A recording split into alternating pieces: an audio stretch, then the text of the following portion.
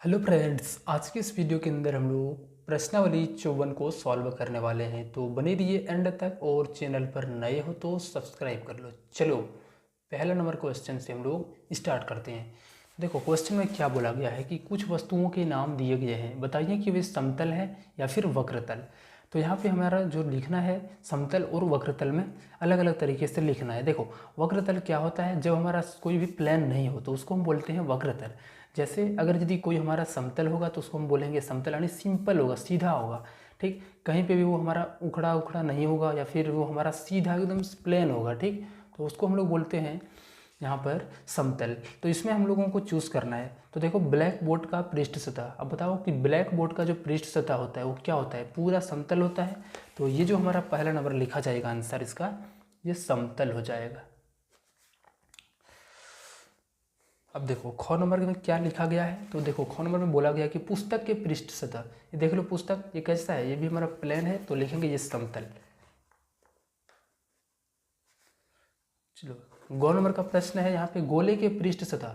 देखो गोला जो होता है उसका जो पृष्ठ सतह क्या होता है, कैसे होता है, तो ये वक्र के टाइप का होता है, वो प्लेन नहीं होता है। क्या वो पूरा मतलब घुमा हुआ रहता है ना, तो उसको हम लोग बोलते हैं वक्रतल।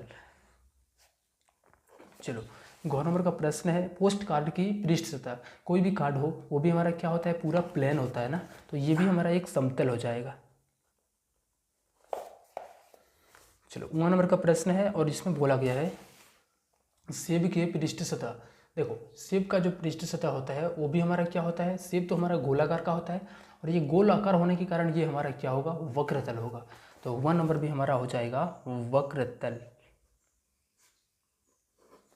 चलो 6 नंबर का प्रश्न में यहाँ पे क्या है, देखो दीवार की पृष्ठ सतह, दीवार की जो पृष्ठ सतह वो भी हमारा क्या है, पूरा समतल होता है ना, तो ये हमारा समतल हो जाएगा। ठीक, चलो नेक्स्ट हम लोग क्वेश्चन नंबर 2 को सॉल्व करते हैं। देखो क्वेश्चन नंबर 2 यहाँ पे हमारा है और इसमें बोला गया है, क्या दिया गया है कि कुछ आकृतियाँ नीचे दी गई है, बताइए कि वे समतल या ठोस आकृति के हैं। तो देखो ये जब भी हमारा क्या है पूरा कंप्लीट, अगर यदि हमारा क्या है एक मतलब समतल टाइप का नहीं है, ठीक, यानी ये मतलब प्लेन नहीं है, मतलब पूरा प्लेन नहीं है, तो वो हमारा क्या होगा, ठोस आकृति होगा। बाकी जो समतल होगा, प्लेन होगा, उसको हम लोग समतल बोलेंगे। देखो ये प्लेन पूरा नहीं होता, ये क्या होता है, गोल टाइप का होता है, तो ये ठोस हो जाएगा। साबुन भी हमारा ठोस हो जाएगा। ये हमारा क्या है, नारियल का तेल का डब्बा है, ये भी हमारा एक ठोस हो जाएगा। उसके बाद यहाँ पे देखोगे तो नेक्स्ट वाला क्वेश्चन है और यहाँ पे क्या है, ये हमारा पूरा प्लेन है ना, तो ये प्लेन है तो इसको हम लोग बोलेंगे यहाँ पे समतल।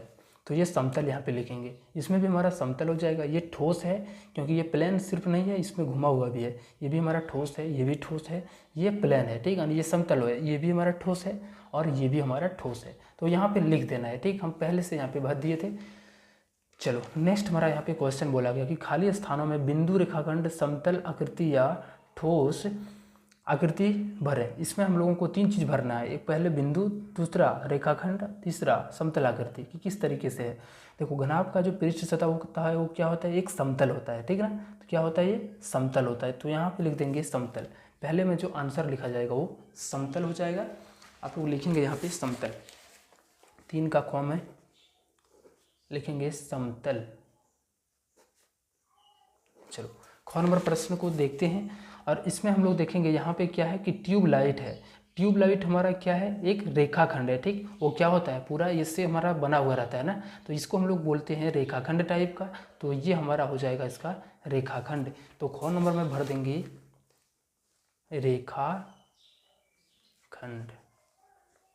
चलो अब गौ नंबर प्रश्न है और इसमें बोला गया कि त्रिभुज का शीर्ष एक क्या है, बिंदु है। देखो त्रिभुज हमारा कोई, यहाँ पे देखो ये त्रिभुज है, ठीक, यहाँ पे देखो, तो इसका सिर्फ एक शीर्ष बोला है, तो शीर्ष हमारा बिंदु होगा, ठीक, यहाँ पे लिख देंगे बिंदु।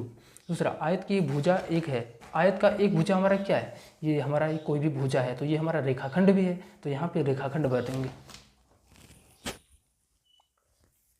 तो इस तरीके से भरेंगे। फिर से यहाँ पे घन का किनारा, देखो घन का जो किनारा है ये मान लेते हैं कि घन होगा, इसका किनारा भी एक रेखाखंड है, तो यहाँ पे भरेंगे रेखाखंड।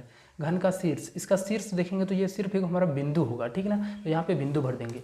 टेनिस का गेंद है, क्या है, एक हमारा ठोस आकृति है, टेनिस का जो बॉल होता है वो गोल होता है और ठोस भी होता है, तो यहाँ पे ठोस। नारंगी भी हमारा क्या है, एक ठोस है, तो यहाँ पे भर देंगे ठोस।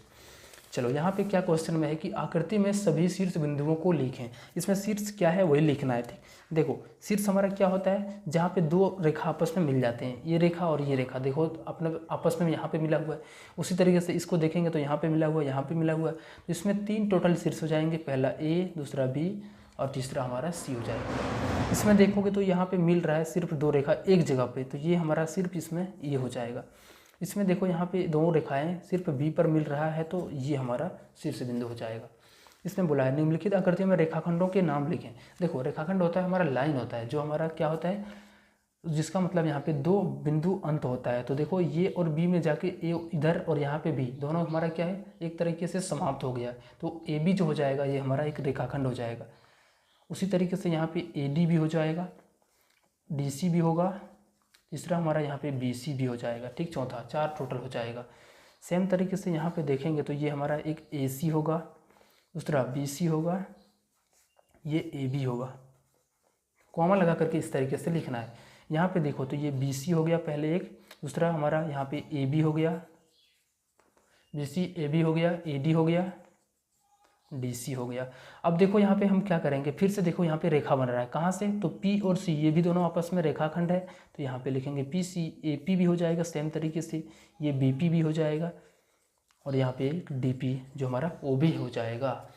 अब चलो यहाँ पे देखेंगे तो ये क्या है, फिर से ए बी है तो ये लिख देंगे ए बी, दूसरा हमारा बी सी, तीसरा हमारा सी डी और ये चौथा ए डी। एक और इसमें है क्या है कि दोनों आपस में मिल रहे हैं, तो ये भी हमारा हो जाएगा बी टी भी। तो इस तरीके से सॉल्व करना है। ये भी हमारा पहले यहाँ पे हो जाएगा, दूसरा हमारा ये बी सी हो जाएगा, और एक बार एक कंप्लीट को लेंगे तो क्या बनेगा, ए सी बनेगा। ठीक है ना। तो चलो हम लोग नेक्स्ट यहाँ पे क्वेश्चन नंबर 6 को बढ़ते हैं। देखो यहाँ पे क्वेश्चन में बोला गया है कि नीचे की आकृतियों में शीर्षों एवं रेखाखंडों को संख्या बताइए। इसमें हम लोगों को बताना क्या है कि रेखाखंड और शीर्ष की संख्या कितनी है। तो देखो शीर्ष हमारा इसमें कितने जगह पे है, मिल रहा है कितने जगह पर, 1 2 3 4, तो ये 4 हमारा शीर्ष हो जाएगा, लिखेंगे शीर्ष ये हमारा 4। और इसमें रेखाखंड कितने रेखाखंड है, 1 2 3 4 5 रेखाखंड जो हो जाएंगे वो हमारा 5 हो जाएगा। इसमें देखेंगे तो 3 शीर्ष है, तो शीर्ष लिख करके 3 लिखेंगे, रेखाखंड 1 2 3 है तो ये हमारा 3 इसका रेखाखंड भी होगा। इसमें शीर्ष हमारा 1 2 3 4 5, शीर्ष हमारा 5 हो जाएगा। उसके बाद रेखाखंड 1 2 3 4 5 6, रेखाखंड हमारा 6 हो जाएगा। चलो यहाँ पे नीचे की आकृति में त्रिभुजों की संख्याओं को गिन करके लिखें। इसमें त्रिभुज की संख्याओं को गिनना है। देखो 1 हो गया पहले ये वाला, दूसरा हमारा ये कंप्लीट को लेंगे तो 2, तो 2 त्रिभुज इसमें हमारा हो जाएगा। ठीक, तो यहाँ पे लिखेंगे इस तरीके से 2। यहाँ पे देखेंगे तो यहाँ पे देखो 1 है, उसके बाद 2 3 4 5, देखो यहाँ पे फिगर अच्छा से नहीं बना हुआ है। ठीक, कैसे होगा, चलो इसको आप लोग ट्राई करके देखेंगे और गिन करके बताएंगे हम। चलो यहाँ पे ट्राई करते हैं, इसको हम लोग सॉल्व करते हैं। 1 2 हो गया, वो पूरा यहाँ पे लेंगे 3, उसी तरीके से ये हमारा चौथा, पाँचवा और एक कंप्लीट को लेंगे तो टोटल 6, तो यहाँ पे हमारा 6 हो जाएगा। इसमें देखेंगे तो 1 2 3 4 5 6 हो गया, एक बड़ा वाला 7, इधर 8 और यहाँ पे इधर से हमारा 2 है ना, तो ये 6 और 2 कितना हो गया 8, तो ये 8 हो जाएगा। यहाँ पे 1, उसके बाद इसको लेंगे 2, यहाँ पे 3 4 और यहाँ पे टोटल कितने हैं 4 हैं, तो ये 4 हो जाएंगे। नीचे की आकृति में आयतों की संख्या कितने आयत हैं, 1 2 3 4, और यहाँ से लेंगे तो ये 5 ये 6 और वो कंप्लीट को लेंगे तो ये 7 हो जाएगा। यहाँ पे 1, उसके बाद 2 3 4, ये 4 हो जाएगा, तो 4 लिखेंगे। यहाँ पे क्वेश्चन में बोला गया कि आयत को कितने शीर्ष होते हैं, तो 4 शीर्ष होते हैं, लिखेंगे 4। आयत को 4 भुजाएं होती हैं तो 4। प्रत्येक वर्ग क्या है, एक आयत है। ठीक, ध्यान रखना है कि प्रत्येक वर्ग हमारा एक आयत होता है, लेकिन प्रत्येक आयत वर्ग नहीं होता है। यहाँ पे वर्ग को 4 शीर्ष होते हैं, वर्ग की 4 भुजाएं क्या होती है, इक्वल होती है, बराबर होती है। आयत के आमने सामने की भुजा क्या होती है, बराबर होती है। वृत्त में शीर्ष की संख्या कोई एक भी नहीं होती है, 0 होती है। त्रिभुज को शीर्ष 3 होते हैं, त्रिभुज को 3 भुजाएं होती है, तो यहाँ पे भर देना है। चलो